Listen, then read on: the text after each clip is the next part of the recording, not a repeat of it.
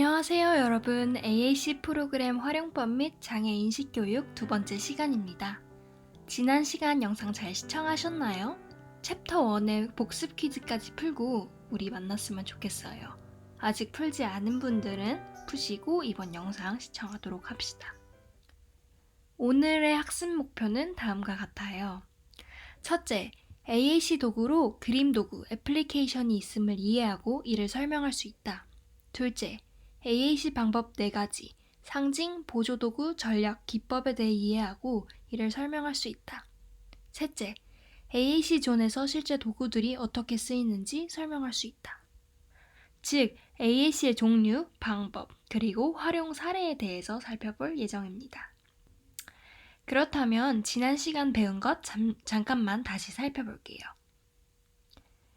AAC를 사용하는 대상은 사회적 상호작용이 어려운 의사소통 장애인이라고 배웠었습니다. 말소리, 부적절한 속도, 리듬, 단어를 사용하는 구어장애, 또는 의미가 없거나 상황에 맞지 않는 말을 사용하는 언어장애 등이 포함된 것입니다. 따라서 이들이 일상생활에서 쉽게 소통하도록 다양한 도구를 통해서 AAC라는 프로그램이 등장했었죠. 특히나 코로나 이후 기존 입모양, 표정, 행동 등을 통해 소통하던 의사소통 장애인이 마스크로 인해 어려움을 겪고 있기 때문에 국내 AAC 도입은 더욱 필요한 것으로 보인답니다. 자, 그렇다면 AAC 종류에는 무엇이 있을지 알아봅시다. 평상시 여러분이 소통할 때 사용하는 것은 무엇인가요? 얼굴, 입모양, 바디랭귀지, 카카오톡, 인스타그램, 손글씨. 사실 의사소통 장애인이 AAC를 통해 소통하는 도구도 우리와 매우 비슷해요. 얼굴, 입모양, 바디랭귀지, 글씨를 시각화한 그림 도구의 도움을 받거나 카카오톡, 인스타그램, SNS와 같은 애플리케이션을 사용한답니다. 그림 도구는 장애인이 그들의 손가락이나 눈동자로 기호를 가리켜 소통하는 방식이에요. 화면에 보이는 가방, 목걸이, 팔찌, 티셔츠 등 생활 속에서 쉽게 사용할 수 있도록 다양하답니다. 애플리케이션은 전자화면을 통해 소통하는 방식이에요. 우리가 화면을 통해서 터치하고 목소리를 녹음하고 영상을 시청할 수 있듯이 AAC 앱에서도 화면을 터치하고 직접 문장이나 단어를 입력해보고 녹음된 목소리도 들을 수 있답니다. 현재는 스마트 AAC, 엔젤토크 등이 출시되고 있습니다. 다음은 AAC의 방법에 대해서 알아보겠습니다. AAC 방법으로는 상징, 보조도구, 전략, 기법 이렇게 4가지로 정리할 수 있습니다. 먼저 상징이란 얼굴 표정, 수화, 그림, 글자, 점자, 사물 등으로 물건이나 표현을 통해 의사소통을 하는 것입니다. 음성이 아니라 글자와 시각적인 자료가 필요한 것이에요. 특별한 도구 없이 충분히 몸으로 표현 가능한 방법입니다. 두 번째, 보조도구란 특별한 도구를 통해 소통하는 방법입니다. 의사소통을 위해서 필요한 책, 가방, 팔찌, 애플리케이션 등 모든 것이 해당됩니다. 여기서 보조도구는 크게 2가지, 로우테크와 하이테크로 나뉘는데요. 먼저 로우테크란 비전자식 기기입니다.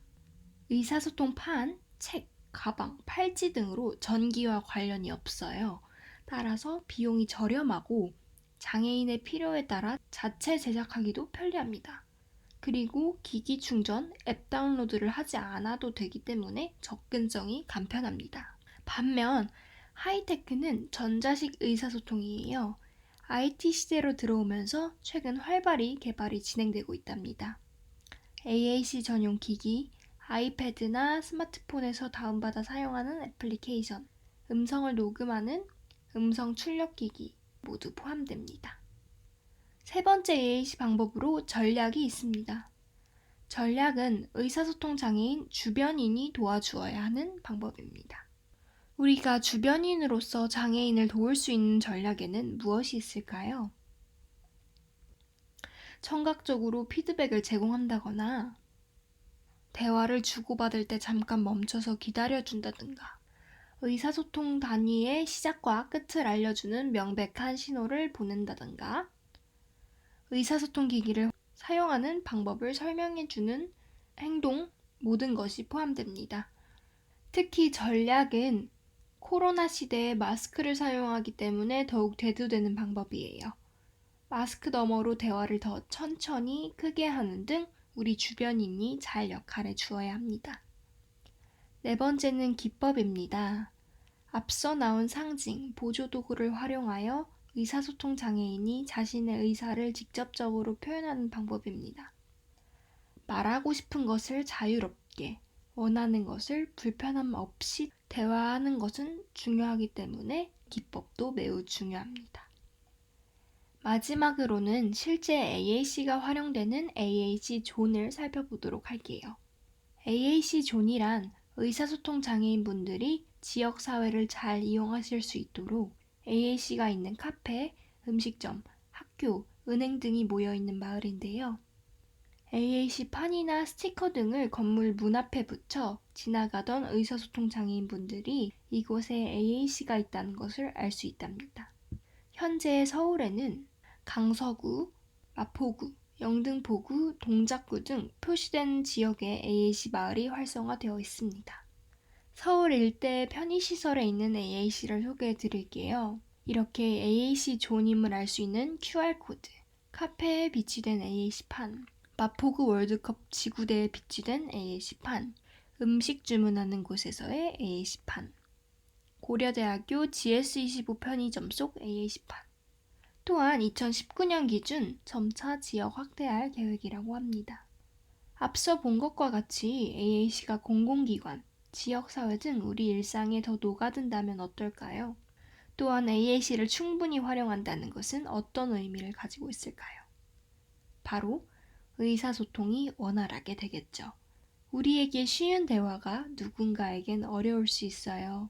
이런 사람들에게 대화가 쉬워지도록 돕는 것이 바로 AAC랍니다.